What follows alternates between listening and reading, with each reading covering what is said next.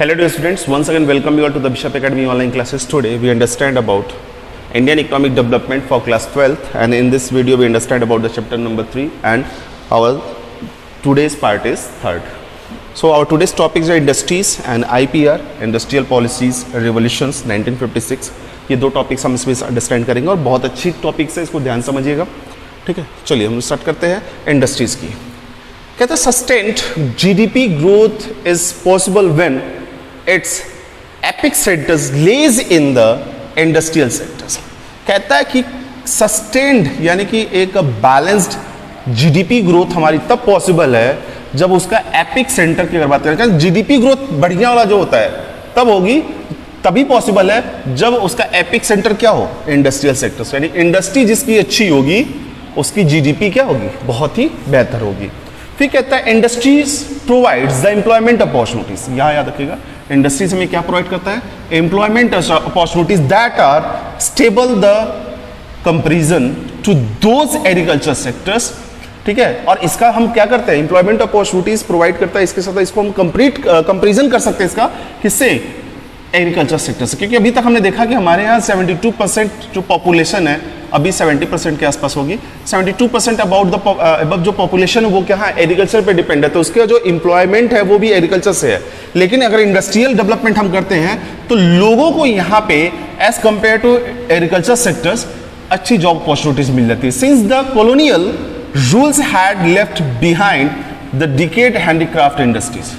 और इस वजह से क्या रहा है कि जो हम बात करें तो हमारी जो हैंडीक्राफ्ट इंडस्ट्रीज रही है कॉलोनियल पीरियड ऑफ टाइम से ही उसको पीछे देखने का मतलब उसको पीछे ढकेलने का काम किया. Beside the bleak extension of the large scale industries.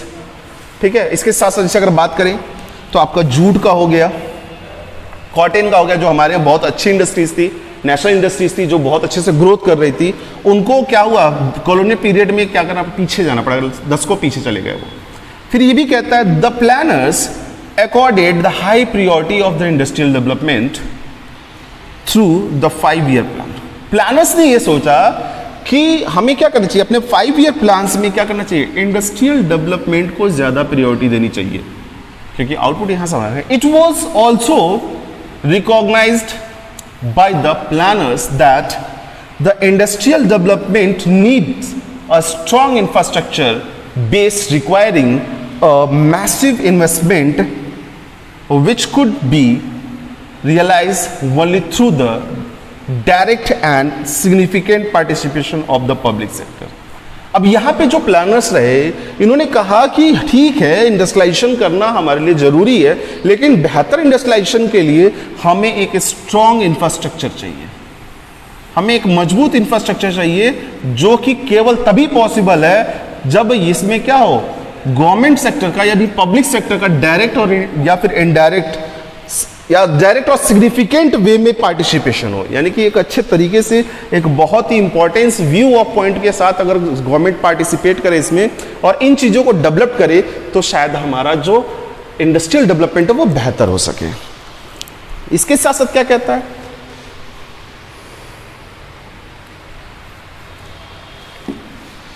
Public and private sectors in Indian industries development, या फिर कहता है the factors necessitating the direct participation of the state यानी कि public and the industrial development. Industrial development के लिए वो कौन कौन से फैक्टर है जो ज्यादा जरूरी हैं जिसकी वजह से गवर्नमेंट को डायरेक्ट पार्टिसिपेट करना चाहिए. कहता है along with the need of the development industries as the epicentre of the growth, planners and the politician also realized that the process of industrialization could not be left the market force of a supply and the demand. अब यहां कहता है along with the need of the development industries, और growth का epic centre हमारे क्या, कि अगर किसी भी कंट्री के ग्रोथ की बात अगर करेंगे तो हमें उसको क्या देखना, उसका देखना पड़ेगा क्या चीज, उसको क्लियरिफाई करने के लिए, जानने के लिए उसके इंडस्ट्रीज को देखना होगा. यानी कि अगर हम देखें तो किसी भी कंट्री के इंडस्ट्रीज को अगर हम देखते हैं, उसकी डेवलपमेंट को देखते हैं, तो हम ये बता सकते हैं कि उस कंट्री का अपना इकोनॉमिकल कंडीशन कैसा होगा. और ये भी कहता है कि एंड द पॉलिटिशियन यानी कि ये ग्रोथ को मेंटेन करता है, the planner and the politician also realise that, दोनों को ये महसूस हुआ, प्लानर और पॉलिटिशियन को, that the process of the industrialisation could not be left, इसको छोड़ा नहीं जा सकता. क्यों, to the market force of the supply and demand. किसके बेसिस पे? Market force of supply and demand के बेसिस पे हम किसके इंडस्ट्रियलाइजेशन के प्रोसेस को छोड़ नहीं सकते, उसको वो बनाए रखना पड़ेगा। Also it could not be left the wisdom of the private entrepreneurship, और ये भी यानी कि गवर्नमेंट इस चीज से भी वो पीछे नहीं हट रही है कि हाँ कि जो विजडम है, जो हमारी जो इच्छाएं हैं प्राइवेट एंटरप्रेन्योरशिप की, जो लोग काम करना चाहते हैं, इसको भी डेवलप करने की जरूरत है, इनको भी हम अवॉइड नहीं कर सकते। 10 होता क्या इसमें? कहता है 10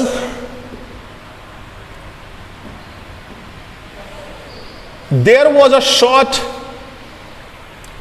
विक्शन सर्कल्स ऑपरेटिंग लाइक दिस। अब क्या होगा? लो लेवल ऑफ इनकम की बात कर रहा है, ठीक है। अब लो लेवल ऑफ इनकम होगा हमारा, लो इनकम लो डिमांड। जब इनकम कम होगी तो डिमांड कम होगा, लिमिटेड साइज ऑफ मार्केट होगा, लो इन्वेस्टमेंट होगा या लो इन्वेस्टमेंट ऑफ टू इन्वेस्ट होगा, यानी कम लोग खर्च करेंगे, और फिर कहता है लो इन्वेस्टमेंट होगा या लो इनकम होगा, एटलीस्ट ये चलता रहेगा। लेकिन यहीं पे इसके ठीक अपोजिट, अगर यही क्या हो, इनकम हमारा हाई हो जाए, तो इनकम हाई तब होगा जब हमारे पास जॉब अपॉर्चुनिटीज होगी, हम इनकम लेवल को मेंटेन करेंगे, तो ये साइकिल अपने आप बदल जाएगी। High income high demand, high demand high market size, high investment होगा, और हाई इन्वेस्टमेंट क्या करेगा? आपको हाई इनकम फिर देने का काम करेगा। अब हम बात करते हैं growth with the social justice. जो ग्रोथ भी होना चाहिए वो सोशल जस्टिस के साथ होना चाहिए। कैसे? The government after the independence was implied the clear that the Indian economy needed to be given a socialist pattern। हमारे यहाँ जैसे हमने देखा कि हमारे पास जो है इकोनॉमी वो मिक्स्ड इकोनॉमी को है, हमारे यहाँ जो इकोनॉमी वो क्या है? मिक्स्ड इकोनॉमी है। तो मिक्स्ड इकोनॉमी होने की सिचुएशन में क्या है कि जो हमारी सिचुएशन है, हम सोशलिज्म को ज्यादा से ज्यादा सोशलिज्म को ज्यादा से ज्यादा फॉलो करने का काम करते हैं। और यहां जैसे कह रहा था government affairs after independence was the employees clear that the Indian economy needed to be given a socialist pattern, कि इंडियन इकोनॉमी को किस पैटर्न पे जाना चाहिए? सोशलिस्ट पैटर्न पे जाना चाहिए। Accordingly, the growth of the social justice was stated as a one of the critical objective 5-year plan। अब इसमें क्या रहा है कि जो ग्रोथ ऑफ सोशल जस्टिस रहा है वो हमारे 5-year प्लान का एक मेन ऑब्जेक्टिव में रहा है, ठीक है। The government realise that this objective could be achieved only through the direct participation of the state in the process of industrialisation. कहता गवर्नमेंट ये कहती है, ठीक है, और खासतौर से प्लानिंग कमीशन में भी इसी साफ साफ कहने का काम कहता है कि ये जो अचीवमेंट है, यानी कि जो सोशल जस्टिस वाली सिचुएशन है, ये केवल तभी अचीव कर जाएगी जब डायरेक्ट गवर्नमेंट क्या करे? इंडस्ट्रियलाइजेशन में पार्टिसिपेट करे। Because if the required investment that generated the employment rather than the investment that maximise the profit. अब यहां पे क्या होगा? यहां पे जो गवर्नमेंट इन्वेस्टमेंट कर रही है उसका जो मेन मोटो होगा वो एम्प्लॉयमेंट को जनरेट करना होगा, यानी कि ज्यादा से ज्यादा लोगों को काम देना, कि ज्यादा से ज्यादा प्रॉफिट कमाए। यानी कि सोशलिज्म की अगर बात करें तो जो बिजनेस का मोटिव होता है, जो गवर्नमेंट मेंटेन करती है, वो सोशल जस्टिस की बात करती है, नॉट अ मैक्सिमम प्रॉफिट की। तो प्रॉफिट मैक्सिमाइजेशन का इसका ऑब्जेक्टिव नहीं होता है, वो सोशल जस्टिस का ऑब्जेक्टिव होता है। अब हम बात करेंगे आईपीआर की। 1956 इंडस्ट्रियल पॉलिसी रिवॉल्यूशन। अब इसमें क्या था कि industrial policy revolution 1956 was the clear declaration of the government on the leading the role of the government in the process of industrialisation. IPR में इंडस्ट्रियल पॉलिसी रिवॉल्यूशन में क्या रहा कि गवर्नमेंट के रोल को साफ साफ उसने क्लियर कर दिया कि गवर्नमेंट क्या करेगी? गवर्नमेंट इंडस्ट्रियलाइजेशन में लीड रोल प्ले करने का काम करेगी। This revolution led the road map of the second 5-year plan. इस रिवॉल्यूशन का जो रोड मैप तैयार किया गया था वो सेकेंड प्लान के दौरान किया गया था। और ये भी कहता है also it was the milestone of achieving the growth of social justice. और ये माइलस्टोन यानी कि मील का पत्थर साबित हुआ, यानी कि बहुत ही अच्छा इंपैक्ट इसका रहा किस चीज को मेंटेन करने में? Growth with the social justice, social justice के साथ ग्रोथ करने में, सभी को आगे बढ़ाने में इसका एक अच्छा रोल रहा। अब और की यार बात कर लेते हैं। तो यहां कहता following principles eliminates of IPR 1956। अब कहता 3-fold classification of the industrialisation, 3 category में इसको डिवाइड करा। पहला क्या? तो those which would be established and developed the exclusive as the public sector's enterprises, and these include the atomic energy, defense and the railway. कहता कि कुछ को क्या किया गया, पब्लिक सेक्टर्स के पॉइंट ऑफ व्यू से डेवलप किया गया, जिसमें हमारा अगर देखें तो एटॉमिक एनर्जी आती है जो गवर्नमेंट के अंडर कंट्रोल प्रॉपर वर्क करती है, डिफेंस गवर्नमेंट के अंदर कंट्रोल प्रॉपर वर्क करती है, और रेलवे की बात करते हैं। ये सारे मिलकर क्या करते हैं, गवर्नमेंट अंडर कंट्रोल में यानी पब्लिक सेक्टर्स को डील करते हैं। और दूसरा कहता है कि those which could be establish both as well private and public sector enterprises. अब इसमें क्या था, यहां तो पब्लिक की बात कर रहा है,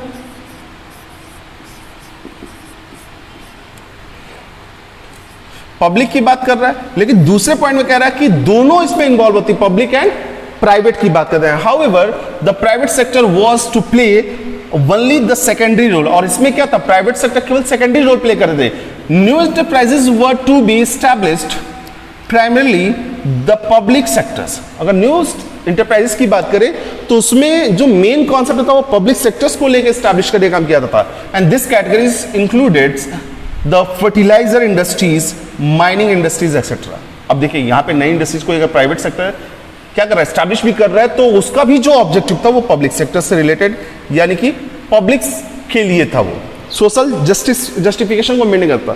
तो इन लोगों ने कौन सी कैटेगरी की इंडस्ट्रीज को एस्टैब्लिश करने का, फर्टिलाइजर को एस्टैब्लिश किया, माइनिंग इंडस्ट्रीज को एस्टैब्लिश करने का काम किया। थर्ड में क्या था, तो all the industries other than the categories like first and second, इन दोनों के अलावा पब्लिक और प्राइवेट के अलावा, ठीक है, were left to be private sector, उनको पूरी तरीके से क्या कर दिया, प्राइवेट सेक्टर की तरफ मूव करा दिया गया।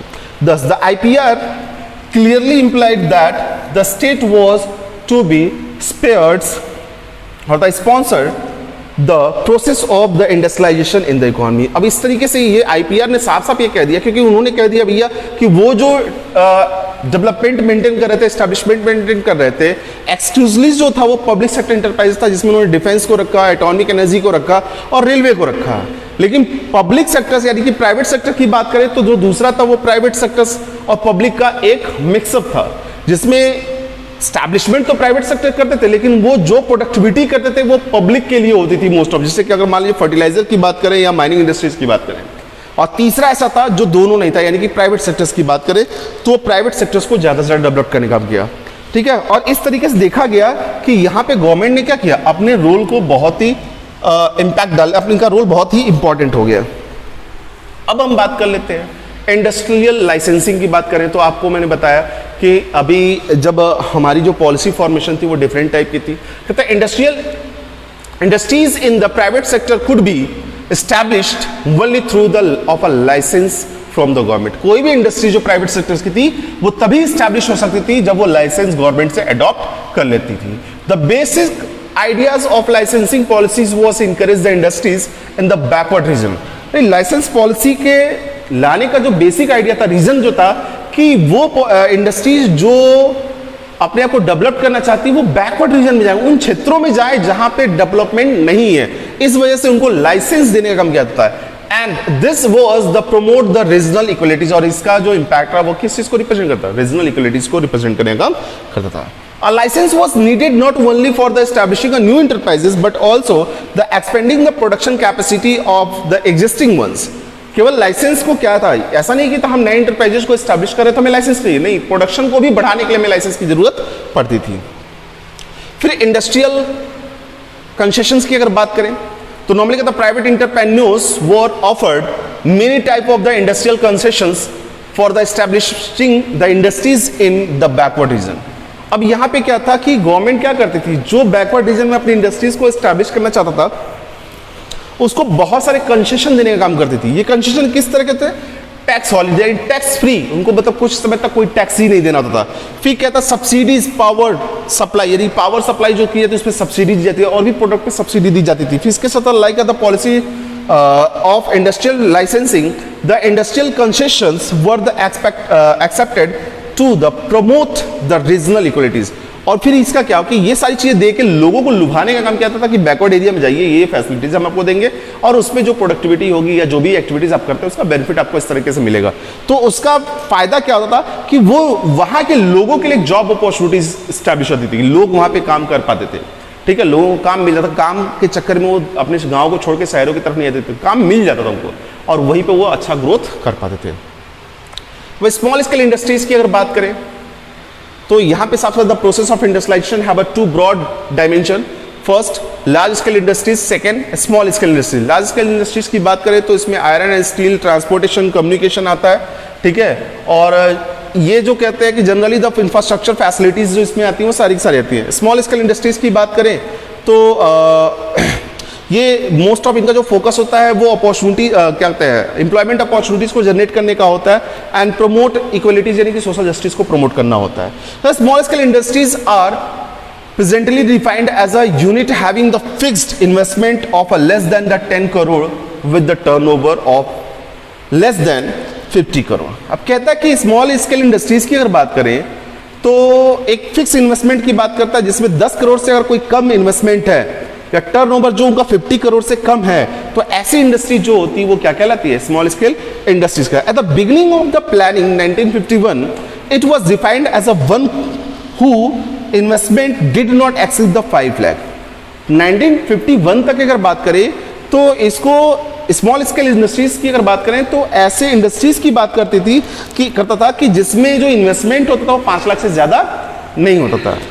फिर कहते the role of small scale industries is in achieving the goal of the planning was underlined by the core committees also called the village and small scale industries committees।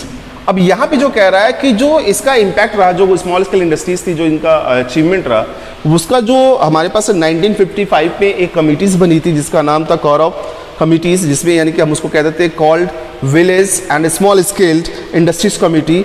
उससे साथ साथ क्योंकि ज़्यादातर आज के टाइम में भी हमारे पास स्मॉल स्केल इंडस्ट्रीज में काम करने वाले लोग ज़्यादा होते हैं क्योंकि वो पूरी तरीके से लेबर इंटेंसिव होता है।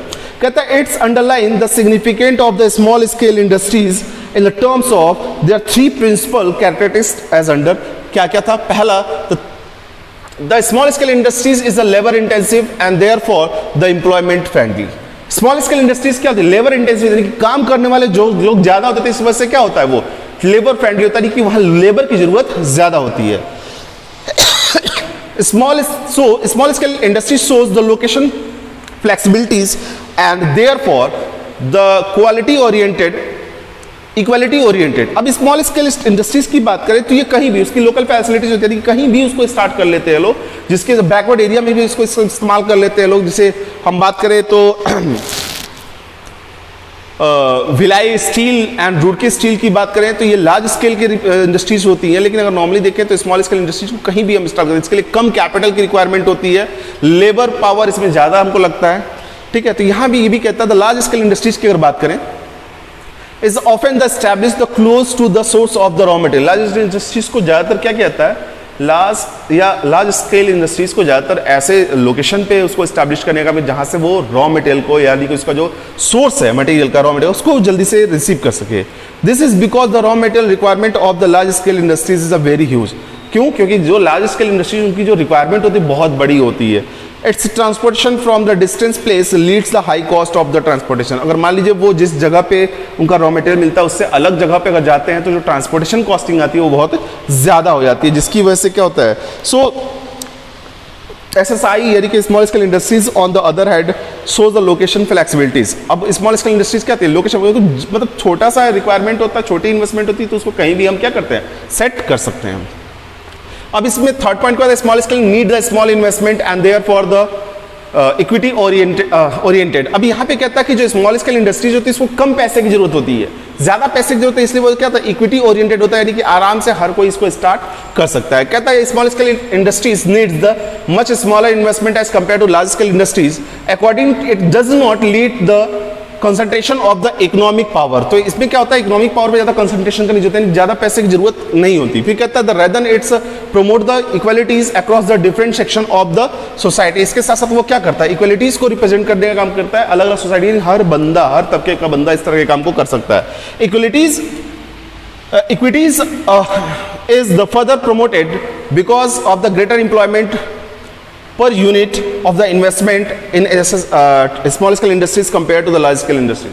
अब यहाँ पे कह रहा है कि ये कैसे करता है, तो कहता है स्मॉल स्केल इंडस्ट्रीज में हर तबके के लोग, ठीक है, हर तरह के लोग क्या करते हैं, इन काम करते हैं और वो छोटे छोटे यूनिट्स पे काम करते हैं क्योंकि लेबर इंटेंसिव होता है। इस वजह से एम्प्लॉयमेंट अपॉर्चुनिटी ज्यादा होती है, तो ज्यादा लोग एक दूसरे के साथ मिलते जुलते हैं और अलग अलग लेवल के मिलने की वजह से क्या होता है, उनके बीच में आपसी संबंध अच्छे होते हैं और वो फिर क्या होता है, इक्वलिटीज को रिप्रेजेंट करने का काम करता है। So dear students, in this video that's all. If you have any doubt, you should be consult through the Google Classroom. Thank you.